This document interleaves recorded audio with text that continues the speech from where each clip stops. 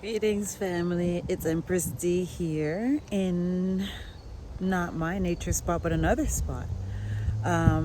This is where it all began, family. This is where um, my queen sisters, Sia and Donna, and I, well, this is when the three of us discovered this place together. Sia is the one that introduced us to this place. It's lovely, wonderful. This is where I fell in love with nature.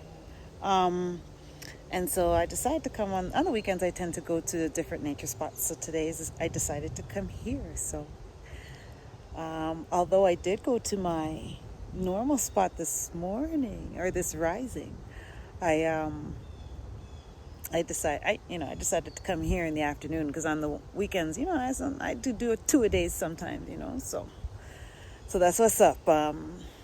But today I wanted to talk about energy.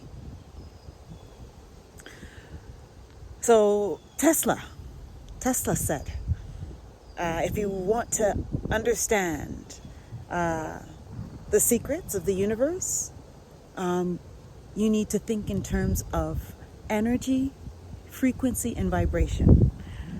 And before the whole car thing, I had no clue who Tesla was. And that was by design because, Tesla was the one that had discovered, a way to give people energy that's free. And those that were ruling and those who had the control didn't like that. And Edison was a competitor of Tesla's. And so Tesla was, made to look like a lunatic, where Edison was revered and I guess coined the father or grandfather of electricity. But really, guys, we need to look into that, and since learning one or two things, I've looked into it, and it's amazing what Tesla was talking about, because it absolutely makes sense in so many ways.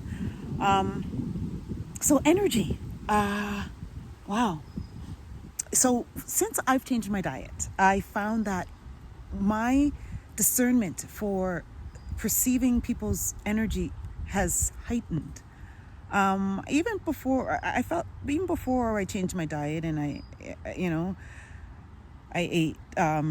meat, I felt I was good at, reading people's energy. But let me tell you, since changing that part and no longer eating meat, that discernment has increased in terms of its strength. So since I've been coming out to nature, even though it was functioning on high, it's increased even more.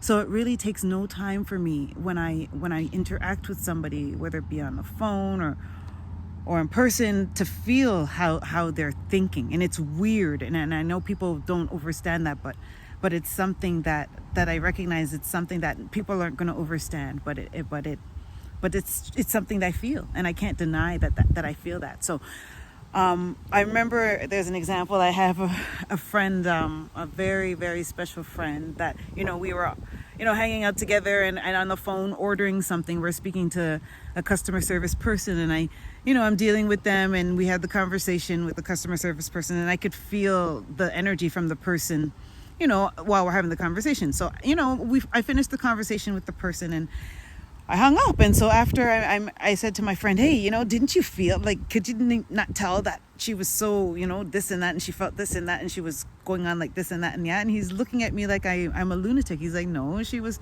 polite, and she was, just, doing her job. And I'm like, no, but do you remember when she said that and how she said it and da da da? And he's just looking at me like I was a weirdo. And so I recognize that, yeah, most people probably don't hear or feel it like how I do. So, and I attribute that to the change in my diet, and also my connection to the outdoors and the nature and the energy that nature provides, right? And so if I haven't plugged it enough already, folks, find time to get out here. It will provide you with more gifts, and then you could imagine, and it's not And it's not a selfish thing, because as you are in nature, you also feel as though you're a part in giving back, right? Especially in giving thanks and treating the earth with love and respect, right? So family, please get out there, have the earth enrich you, as it has me, as it has done me. Okay, family. So I love and I value each and every one of you. Try to get out there. One love.